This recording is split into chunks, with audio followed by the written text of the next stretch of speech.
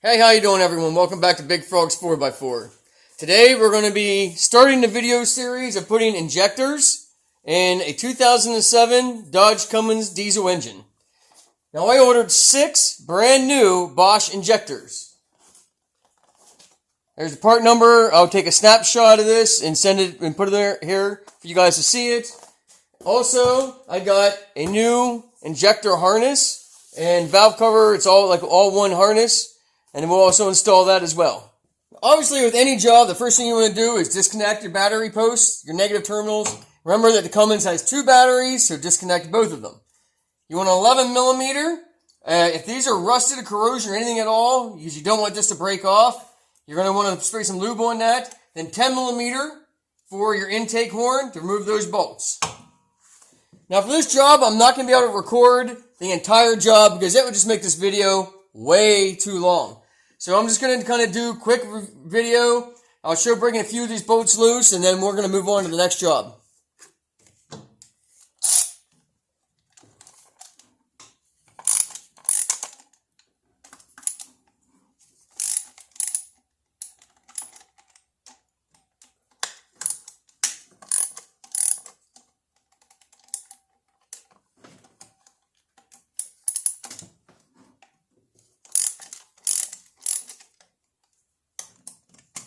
Now these I'm breaking them by hand, only because you got steel into aluminum and they can corrode, and you want to feel if they're starting to twist off or not. If they break loose free and start to spin out, then you can run them out with a small impact or an air ratchet, in my case, the Milwaukee cordless ratchet.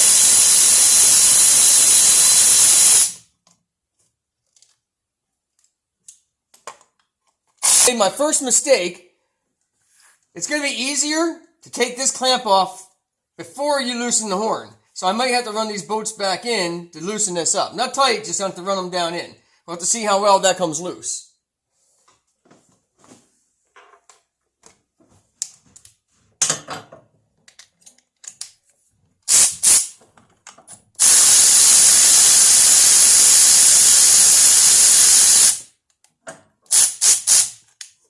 So in this case, I got lucky, and it came loose pretty easy. Didn't require really any torque or anything to break it loose. So I'm going to remove my bolts. Now what I like to do, when I do large jobs with multiple different sizes of bolts and everything, I like to get one of these cheap containers. You can pick these up at like Harbor Freight. And I like to lay my bolts in, and then I'll lay a piece of paper in with those bolts and label what they're for. Now, especially if it's a job that I'm not going to finish and complete all in one day, which this I'm probably not going to. It's going to be a multi-day job today, probably tomorrow. That way you can't forget day to day where your bolts go because everything will be labeled. So I'll get a piece of paper, I'll lay it in here, and I'll remember where those bolts go. And each piece as I disassemble will be labeled and placed into a bin. Now, if you're very careful, you don't want to rip this boot or poke a hole in your boot. I take a flathead screwdriver and just carefully work it around to get this clamp loose, because it'll be stuck to the boot.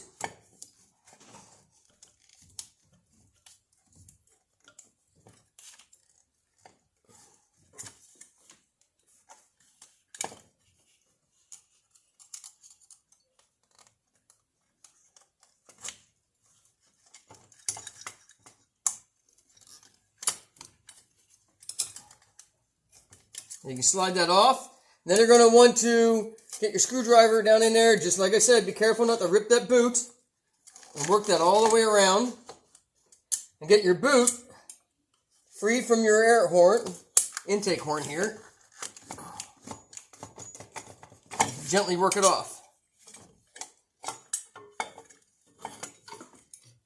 Now I can show you. On the back side of your horn, there's another 10 millimeter bolt. And that just holds these wire loom. All 3 of these go on here with a nut and hold that all tight. You have a 10 millimeter bolt that goes back here that holds the wire on, and a 10 millimeter bolt here on the grid heater that holds that wire on. And you take them off, and you can remove your grid heater. Now at this point, I'm going to put my nuts back on here and on here so I remember exactly where they go and there's no confusion about what nut goes where. Now I'm going to ball up some shop rags. I'm going to stuff them down in there so you don't have anything fall down in. And I'm going to stuff one, or I'm going to lay one over this, and then I'll put my clamp back over it and just keep stuff from falling down in that as well.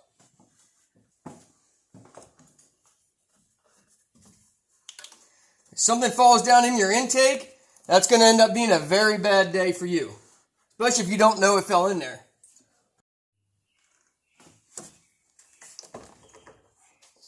All right, next you want to reach back in here with your finger and unplug your sensor there. And I'll show you on my boost folder here. It plugs in like this, so you kind of got to get your finger in and kind of push up on that tab and slowly work it up out of there. This plug is the same plug, so you basically get your finger in there and slowly work it out. All right, now we're going to unplug this harness.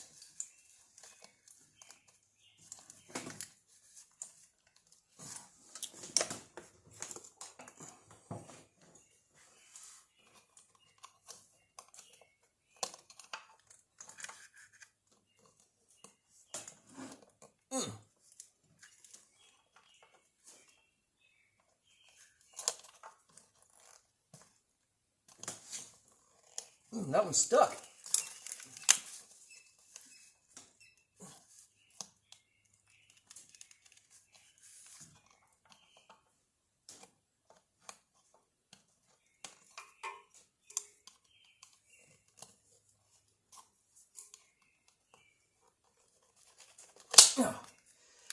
All right. Whew. That one's stuck in there a little bit. Oh, it looks like someone had this out before and they kind of mashed the rubber boot there.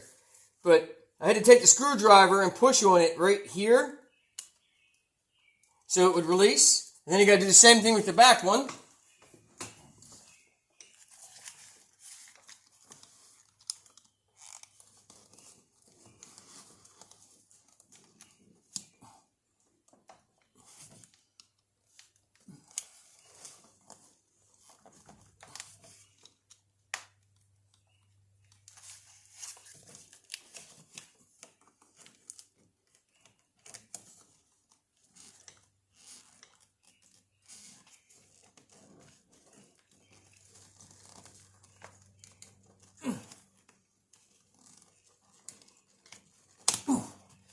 All right, they're in there snug. Oh, same thing with that one.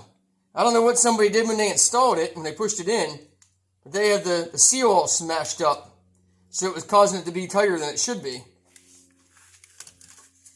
And we're just going to kind of lay that down out of the way there.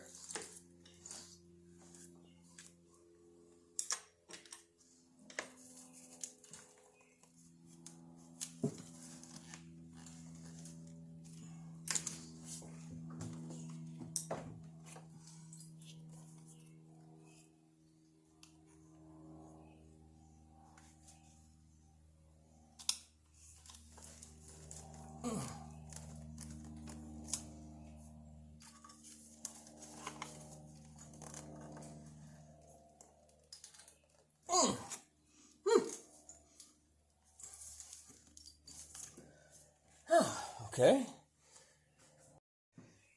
Alright, wow. Alright, they were pretty hard to get off.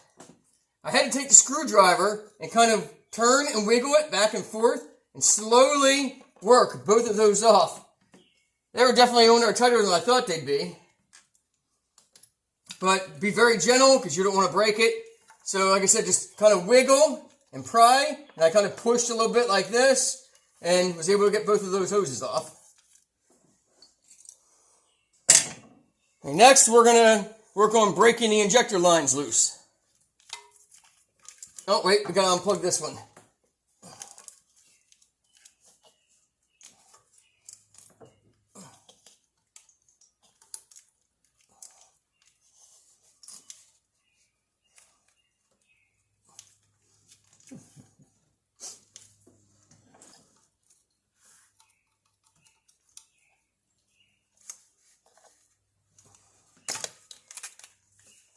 this one, I came up underneath and kind of pried it this way to unplug it.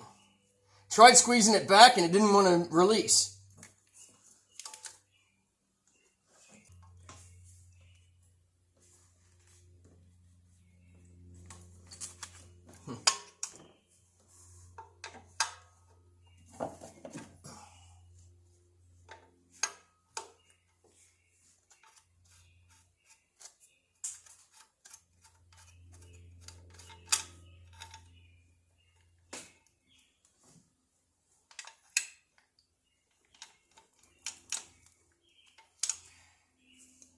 All right, these are 3/4 inch. You may have pressure in your fuel rail, so you want to be careful. I have an injector that's not holding pressure. So the truck's been sitting about 8-9 hours, and that pressure has bled off back into the tank. So I'm able to just break it free.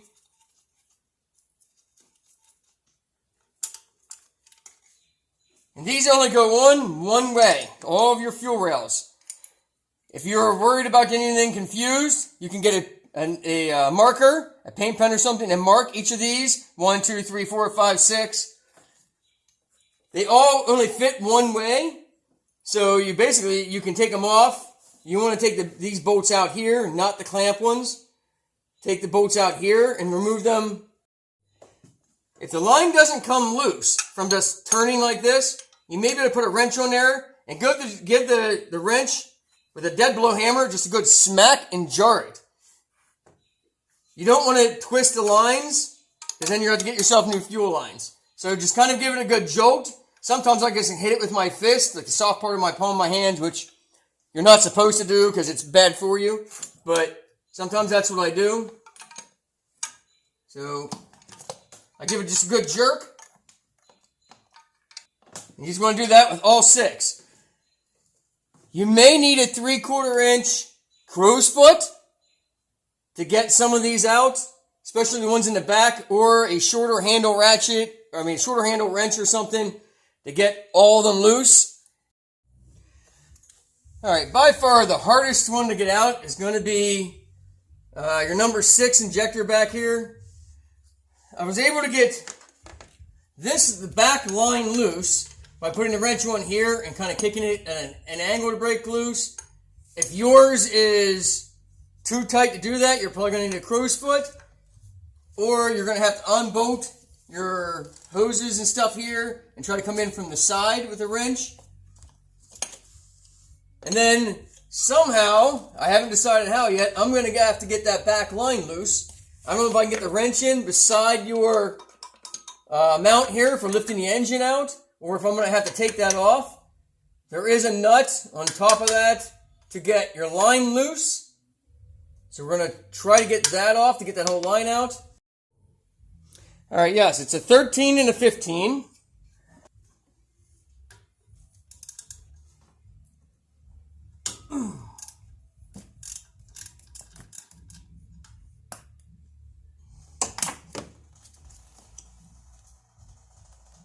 Looks like I'm going to have to remove the clamp for the line on that one to get the metal bracket out of the way. Let me show you on another line here. So what we have going on back there is a stud that goes to that bracket to be able to lift your engine out of the vehicle.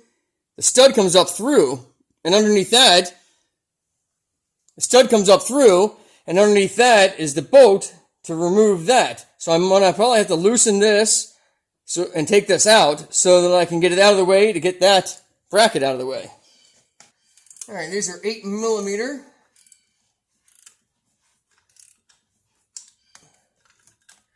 Oh, good. I didn't have to remove it the whole way. I was able to just loosen it, and then I'm able to pivot it up out of the way. And now I get the 15mm on there.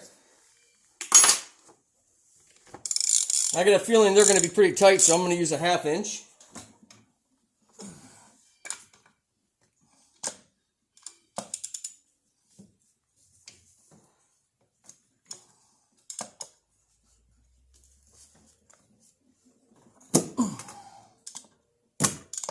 Not as tight as I thought it would be. And of course I need a 15 deep well.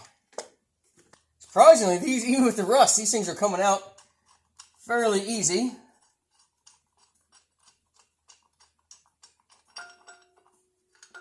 All right. Now that bracket can be removed, I'm going to put those back in there so I know exactly which side they went on. Now I can get my wrench in there to that fuel line. Way back at the back.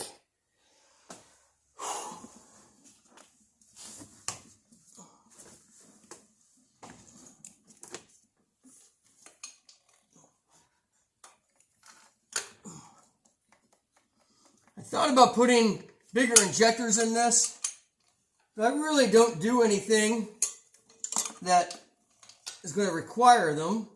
I do tow a heavy trailer once in a while, but most of the time it's around 10,000 pounds or less, usually less. Back here. And if you go with bigger injectors and then you need a different turbo because you need more air, depends on the size of the injector, but if you're gonna go bigger, you might as well go bigger. And these injectors that I ordered are lifetime warranty, so I don't see me upgrading power-wise to this truck unless the turbo goes bad or when something like that happens, and it just makes sense to buy a larger turbo than it does just injectors. Alright, to get the rear injector line, I was able to use a standard wrench to start to break it loose, but then there just wasn't enough room to swing. So I have this stubby Cobalt adjustable wrench, so I'll get it up here on camera, and it goes out just past 3/4, maybe 7/8 total. It opens up pretty decent for a stubby adjustable. So I was able to turn that out, get it broke free enough where I could spin it out by hand. Alright, now I'm going to work on removing the valve cover, 10 millimeter. There again, break them for free by hand. This can be, what I'm told, a real pain in the butt to get out. Trying to get those back bolts out and fish this thing out from underneath the firewall. If any of you remember the original Dodge Rams with the Cummins, that whole engine was in the engine bay. It wasn't nearly as hard.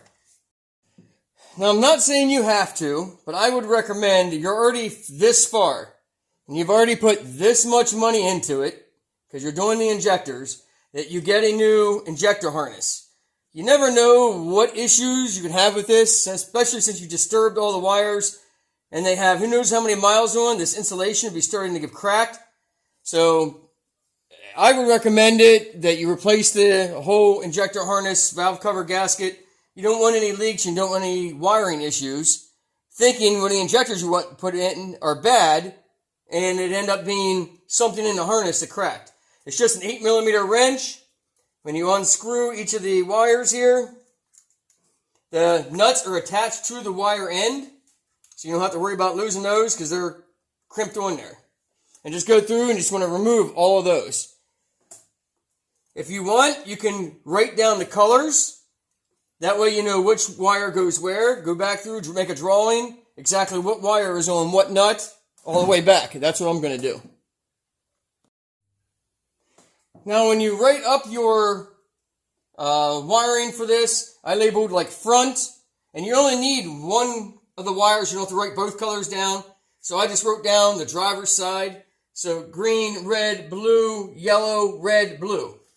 Because they only run to one spot because they're all attached to the harness. So you just need to know which one is on which side of the injector.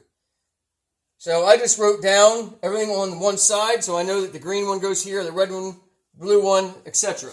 So I just put dots on the paper. And then all the ones on the right-hand side are the ones I labeled. Once you have all those unscrewed, the harness basically just lifts right out.